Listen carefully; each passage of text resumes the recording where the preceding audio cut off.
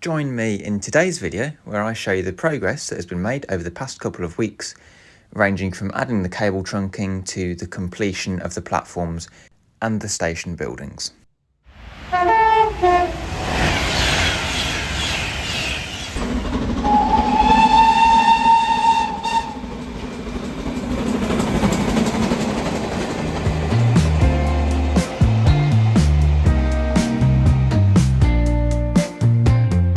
Hello there, and welcome back to the railway. So I'll start things off in today's video by giving you a good look at the station buildings that have now been fully painted. These, if you don't remember, these are wooden kits from Pop-Up Designs, and I've decided to paint them in a northern colour scheme, as I imagine this station to be set somewhere along the West Coast main line, possibly in between Crewe and Preston. I have painted the footbridge once again in the same colour scheme. The footbridge itself also is a wooden kit. I believe it's from MMR Models. So it's two separate footbridge kits that I bought, and I've kit bashed them to then have it as one long bridge section. You can also see that I've now fitted the catenary masts in between the exit of the tunnel and where the first crossover where the bridge is. I have also glued the bridge itself in, so the bridge now is completely stuck in, and I began working on the track laying around this section of the branch line. So I'd pinned these sections in across the bridge and glued it down as well, just to keep it extra secure. I was then planning on carrying on with the track laying and managing to reconnect up to the branch line station. So from those photos that I would have just shown you from these sections here, you can see that I was starting on putting the track work in for the incline. My plan was to try and get the incline reconnected back up for this video, but I have found that that is probably not going to be the case.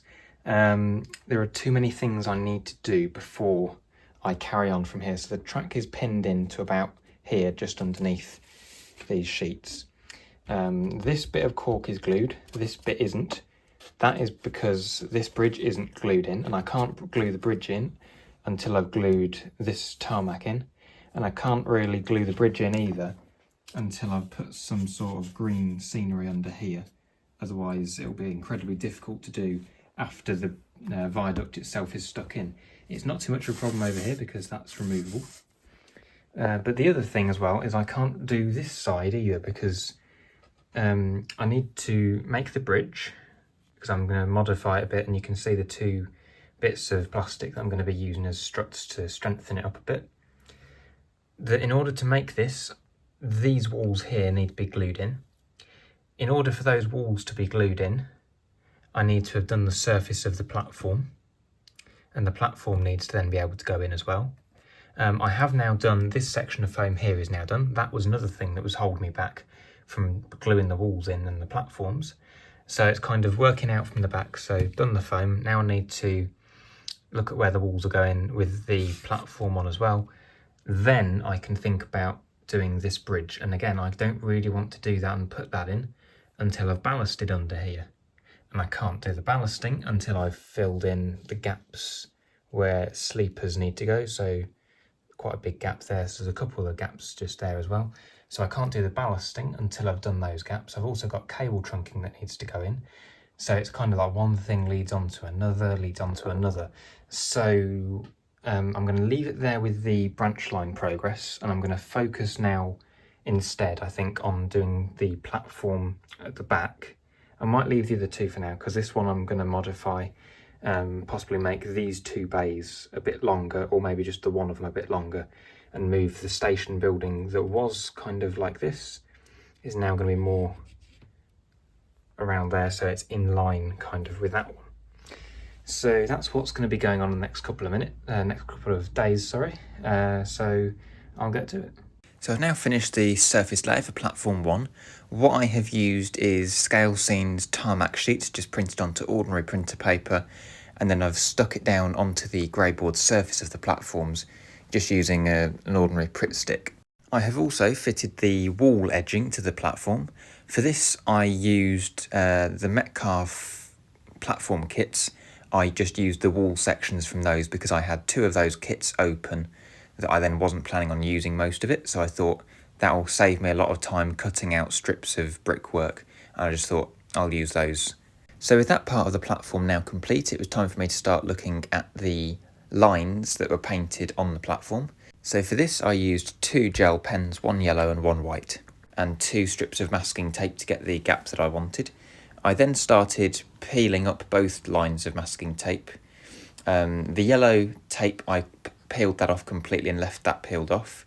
The white tape, as you will see in a couple of moments, had a little bit of a problem with because it seemed to be a little bit stickier. So I ended up deciding to leave that on, and if I'm honest, I actually prefer how it looks with it staying on there. So you'll see the moment of panic as soon as I peeled that up. So with the main edging lines done, I then decided I would try and do some hatching lines to add a bit more detail to certain sections of the platform. So I added some to the very end of the platform, as you'll have just seen, and I also added this cross-hatch pattern just underneath the steps for the signal box. My thought process behind this is that that area would need to be kept clear of any goods coming off of incoming trains, and just basically making sure there's no junk dumped there. This also shows how nicely the platform section blends in with the retaining wall. So what I've been doing now is just making some modifications to this section of platform that sits over here. So I'll just talk you through those. So I've shaved a bit of overhang on some of the edges that were catching some of the coaches. So I've got a little bit there still to do. I think I've done a little bit along here and along here. Again, just tidying up some of the edges, and again, just here. The next thing I'm doing as well, I've removed this section from here.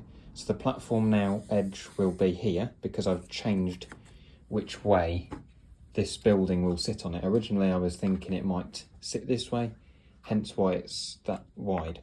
Now I've removed that section.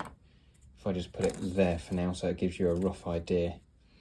The platform now is going to sit kind of like that. So I just need to fill in this section here underneath. So that, or I could just sit the building on top and kind of try and hide a bit. This section here, all the way up to this line, I'm going to be removing, and I'm going to extend the tracks so they go further in, so it's a longer platform along on both sides. So that's these 2 tracks here, so they will go probably to about there, so it just lengthens those up a little bit. But apart from that, after I've done all those modifications, I can then start applying the tarmac surface to that platform. Then once that's done, I can have a look at this platform, which I've got a couple of modifications that need to be made just here, and I think there's another one down this end somewhere. I can't see it right now though. But once that's done, then again that platform can be tarmacked over, and then I can start adding the detailing lines as I've done on platform 1. Then once all that's done, I'll be able to trace a line with a pen as to where the edge of the platform walls sit. Then when it comes to ballasting later, I'll be able to take all of the platforms out and ballast up to that line, so I know that's where the edge of the platform will be. Otherwise I would then have to worry about warping and shrinkages or expansion of the platforms when trying to ballast, because ballasting gets everywhere near it very wet. And when you've got platforms that are made out of mostly card and paper with a paper and brickwork, not brickwork, with a paper and card retaining wall, that then can cause some problems. So I'm going to try and avoid all that by not having any of the cardboard in the area while I'm doing the ballasting here. So I'm just trying to plan ahead a little bit with how I'm doing that. So I'll carry on with what I'm doing. So after being extremely pleased with how the platform 1 section turned out, I then decided to turn my attention over to the platform 4, 5 and 6 section of platform and begin the covering of that and its detailing. So with the platform 4, 5, 6 section now completed, that means I'm now over halfway through doing all of the platform, and all I've got left to do now is the central island platform, which involves adding the tarmac surface, the edging strips, as well as the painted lines, well, drawn lines. Right, so it's probably been about a week since you saw the last section of footage. So I have gone ahead and I have completed the central island platform. So that's now done. It's had its wall strips put in, the drawn lines on the top with the gel pens, as well as the line of masking tape and the white gel on the outside. So with those all now done, I had then moved on to adding cable trunking. So this cable trunking is now all glued in right the way around. I've got a couple of T sections going into the signal box. If I just move that out of the way so you can see what I'm on about.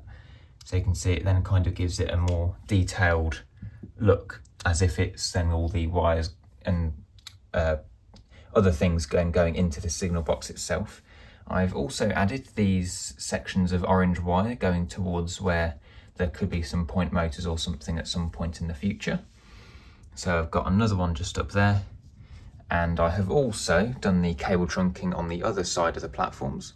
So starting off here, as you can see, I've removed all the retaining wall so it was easier to do, and the cable trunking then going from the very edge of the platform, carrying on round here. This is all the model scenes, like Pico kind of plastic injection molded stuff, and then it gets to here, and that's where it then changes to the West Hill Wagon Works. That's the one, the West Hill Wagon Works 3D printed cable trunking. So you can see I've got a lot more detail on some of those. That's then got some of the covers off. So that's then done all the way around to here. I have added a raised section as well, because they give you different types of the cable trunking in the scale, in the West Hill Wagon Works, 3D printed ones. So I thought it'd be quite nice adding a bit of extra height and detail to this section where the foam was kind of cut away a bit in the early development of this area. So the cable trunking is going all the way along here. Just zoom out a little bit. I've made a little bit of adjustments to these bits of foam here, so they've been cut back a little bit more to allow for a nicer gap here for the cable trunking to go into. Some sections along here I have had to remove the cork, so you can see this kind of line on the outside. That's where the cork used to go up to, but I wanted the cable trunking to be kind of below the level of the track, so I've made sure it's like kind of dug in. I have had to break away some of the ballast to do that around here, but that's no problem. I can go and fill bits in afterwards. So I've cut this new section of foam here because I had got it up to here but hadn't done this bit. Again, I've cut some more of the cork away on some sections along here, and I've cut a little bit away along there. So my plan up here, the cable trunking will carry on from there. I've got more of it there to do. Hopefully I will have enough to get it to here. My plan is to have another one of those raised sections, which you've seen over there. My plan is to have another one of those slotted in here, just before it disappears into the tunnel. But apart from that, that will be the cable trunking then done for the main lower section of the layout. I'm still trying to decide whether I do some for the branch line section. But yeah, so now that all of that has been done, it now opens up the possibilities for me to finish adding in all of the missing sleepers, which I still haven't done. I'm getting there. But then once that's done, I can then look at ballasting the station area. Because then, as I said, once that's done, I can then look at the retaining walls being glued in, then start looking at stuff like the bridge. Then I can have a look more at this area here. But yeah, anyway, I'm blabbering on here. So that's the plans for the next couple of videos. I've got the National Festival of Railway Modelling coming up this weekend. I will be going. This video should come out the Friday beforehand, I hope, if all goes to plan. So what I'll try and do now for you is just have a running session, because I don't think I've done a proper running session for a couple of videos now, so I'll get some trains running round. So yeah, thank you for watching today's video. If you have enjoyed watching the video, please do consider giving it a like, and indeed subscribing to the channel. Don't forget, subscribing is free. If you want to be notified when my videos go out, there is a notification icon just next to the subscribe button. There is also a new hype feature for videos. So I think you can only do this for 3 videos a week, but if you choose to do it with one of my videos, I would be very grateful. This is apparently supposed to help show the video to more people. If you have any comments or questions about the platforms that I have shown you the construction of in this video, please don't hesitate to let me know down in the comments section below. And indeed, if you've got any advice for anyone else doing their platforms, or any advice for me on the future of any platforms that I build, again, just note it down in the comments section below. But yeah, so thank you for watching today's video, and I'll see you in the next one. Goodbye.